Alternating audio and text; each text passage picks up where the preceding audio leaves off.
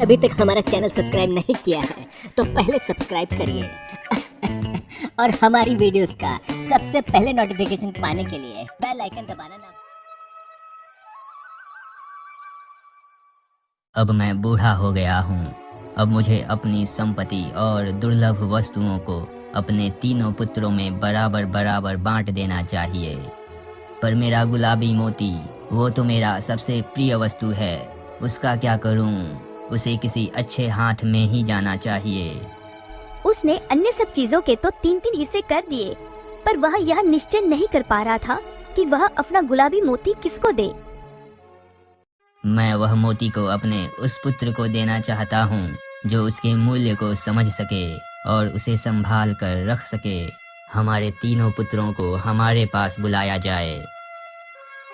राजा के कहने पे तीनों पुत्र उसके पास आए। एक का नाम चतुरसेन था, दूसरे का नाम मित्रसेन था और तीसरे का नाम वीरसेन था। पुत्रों, मैं तुम्हें एक महत्वपूर्ण बात बताना चाहता हूँ। मैंने तुम तीनों को अब संपदा बराबर बराबर बांट दी, पर मेरे पास एक मूल्यवान गुलाबी मोती है। यह ऐसा एकमात्र दुर्लभ वस्तु है जो मुझे अत्यंत प्रिय है। इसलिए मैंने यह निर्णय किया है कि तुम में से जो सबसे अधिक बुद्धिमान, दयालु और श्रेष्ठ होगा, यह मोती मैं उसे ही दूंगा। इसलिए मैंने तुम तीनों की परीक्षा लेने का निर्णय किया है। कैसी परीक्षा पिताश्री? तुम तीनों अभी इस राजमहल से चले जाओ और 1 वर्ष तक एक साधारण मनुष्य की भांति जीवन व्यतीत करो। 1 वर्ष उपरांत तुम तीनों आकर मुझे बताना कि 1 वर्ष के दौरान तुम लोगों ने कौन सा एक श्रेष्ठ कार्य किया। जिसका कार्य मुझे सर्वश्रेष्ठ लगेगा, मैं उसे ही यह मूल्यवान गुलाबी मोती प्रदान करूंगा। इस प्रकार तीनों भाई अगले दिन अलग अलग जगहों के लिए निकल पड़े। चतुरसेन अपने पड़ोसी राज्य में चला गया। कई दिन गुजर गए, लेकिन उसने ऐसा कोई भी काम नहीं किया जिससे राजा खुश होता। एक दिन वो एक सुनार के पास गया। क्या आप मुझे अपने पास काम के लिए रख सकते हैं?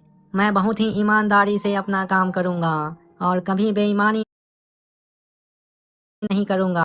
ठीक है, आज से तुम मेरा बही खाते का हिसाब किताब रखने का काम करोगे। एक दिन सुनार ने उसे हीरे जवाहरातों से भरा हुआ एक थैला दिया, लेकिन उसने उन हीरे जवाहरातों को गिना नहीं था। ये लो, इसमें हीरे जवाहरात है, इसे ले जाओ और पड़ोस के गांवलाल व्यापारी को दे आओ। चतुरसेन उस थैले को लेकर चल दिया। मैं यदि चाहूँ तो बहुत ही आसानी से इस मूल्यवान हीरे जवाहरातों में से कुछ हीरे जवाहरात चुरा सकता हूँ और मेरे मालिक को पता भी नहीं चलेगा। परंतु मैं ईमानदारी से काम करूँगा, क्योंकि पिताजी ने कहा है जिसका कार्य उनको सर्वश्रेष्ठ लगेगा वो उसे ही वह मूल्यवान मोती देंगे। चतुरसेन ने व्यापारी को वो थैला दे दिया। व्यापारी को पूरा थैला प्राप्त हुआ तो वह बहुत प्रसन्न हुआ। तब उसने चतुरसेन की ईमानदारी की बहुत प्रशंसा की। मुझे बहुत जोरों की प्यास लगी है, मेरा घोड़ा भी काफी थक गया होगा। मुझे पानी ढूंढना होगा, लेकिन ये जगह मेरे लिए अनजान है। मुझे कुछ नहीं पता पानी कहाँ मिलेगा। वो रही नदी, वहां जाके अपना और अपने घोड़े की प्यास बुझा लेता हूँ। पानी तो मैंने पी लिया, बहुत थक गया हूँ। थोड़ा सा यहीं आराम कर लेता हूँ। लेकिन कई दिन गुजर गए हैं और अभी तक मैंने ऐसा कोई काम नहीं किया जिससे पिताजी प्रसन्न हो। मुझे थोड़ा आराम करके यहाँ से निकलना होगा। मित्रसेन आराम करने के लिए वहीं पे लेट जाता है। थकान की वजह से उसकी आंख लग जाती है। बचाओ, मेरे बच्चे को कोई बचाओ। अरे ये आवाज किसकी है? लगता है कोई मुसीबत में है। अरे ये बच्चा तो नदी के तेज बहाव में बहता चला जा रहा है। मित्रसेन नदी में कूद गया और बच्चे को लेकर उसकी माँ को दे दिया। तुमने आज मेरे बेटे की जान बचाई। अगर आज तुम यहाँ नहीं होते तो मेरे बेटे का क्या होता? तुम्हारा बहुत बहुत धन्यवाद बेटा।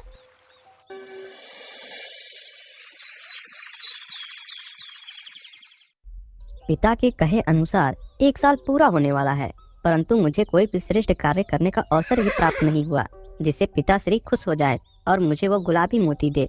लगता है मुझे अब वापस अपने राज्य चलना होगा।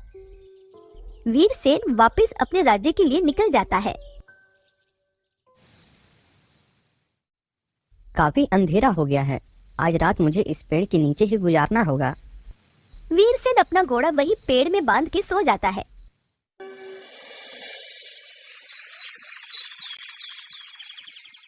सुबह होने पर जब वह उठा तो उसने देखा कि एक आदमी बिल्कुल चट्टान के किनारे पर सो रहा था और उसके दूसरी ओर एक गहरी खाई थी।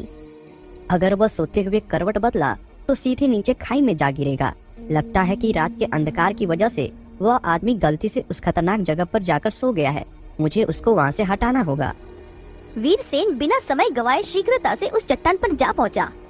अरे यह तो मेरा शत्रु है। इसने कई बार मुझे जान से मारने की कोशिश भी की है। मैं जानता हूँ अगर मैंने इसके प्राण बचा भी लिए तो भी यह मेरे प्रति कृतज्ञता के भाव नहीं रखेगा और मुझे धन्यवाद नहीं देगा, लेकिन फिर भी मुझे इसकी मदद करनी होगी। वीरसेन ने उसे नींद से उठाया और उसे वह खाई दिखाई जिसमें वह गिर सकता था, लेकिन उसने उसे नफरत से देखा और बिना कुछ कहे वहाँ से चला गया। भले ही वह मेरा शत्रु था, पर मुझे इस बात का संतोष हुआ कि मैंने किसी के प्राण बचाए। एक वर्ष बीत गया। तीनों राजकुमार राजमहल वापस लौट आए। राजा ने पहले चतुरसेन से पूछा, पुत्र, पिछले 1 वर्ष में तुमने कौन सा श्रेष्ठ कार्य किया है, बताओ। मैंने अपने पड़ोसी राज्य के एक नगर में एक धनी सुनार के यहाँ बही खाते का हिसाब किताब रखने का काम किया पिताजी।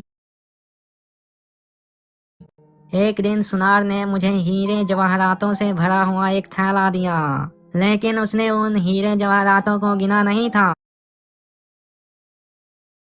उसने मुझसे वो थैला पास के एक गांव में एक व्यापारी को देना। मैं यदि चाहता तो रास्ते में ही उन हीरे जवाहरातों में से कुछ चुरा सकता था और मालिक को पता भी नहीं चलता, परंतु मैंने ईमानदारी का साथ नहीं छोड़ा। मैंने एक भी हीरा व जवाहरात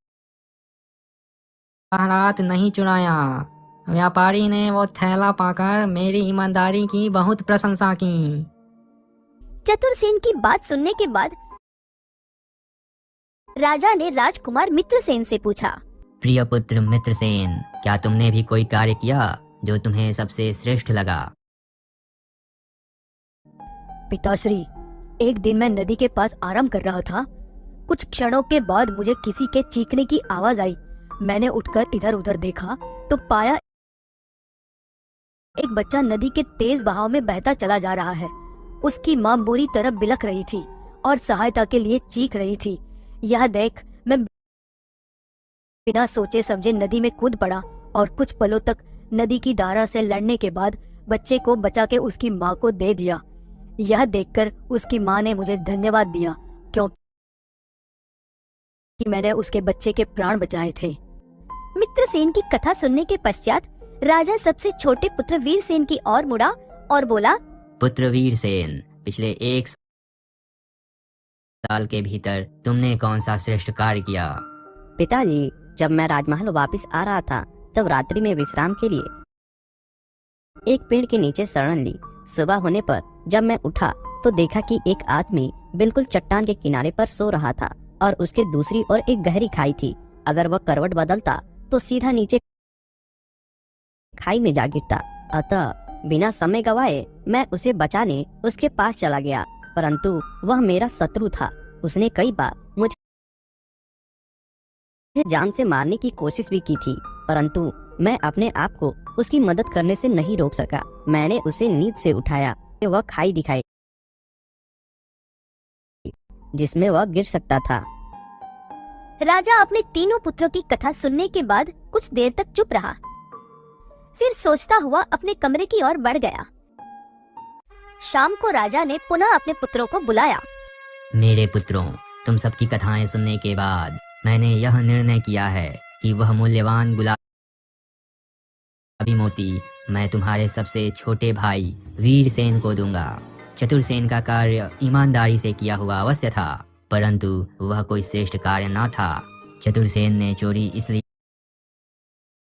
नहीं की क्योंकि वह चोर कहलाकर शर्म से भरा जीवन नहीं जीना चाहता था। उसने अपने फायदे का काम ही किया। मित्रसेन ने एक डूबते बच्चे को बचाकर बुद्धिमता, साहस एवं समय पर कार्य करने की क्षमता का परिचय दिया। परंतु वीरसेन का कार्य सचमुच श्रेष्ठ था।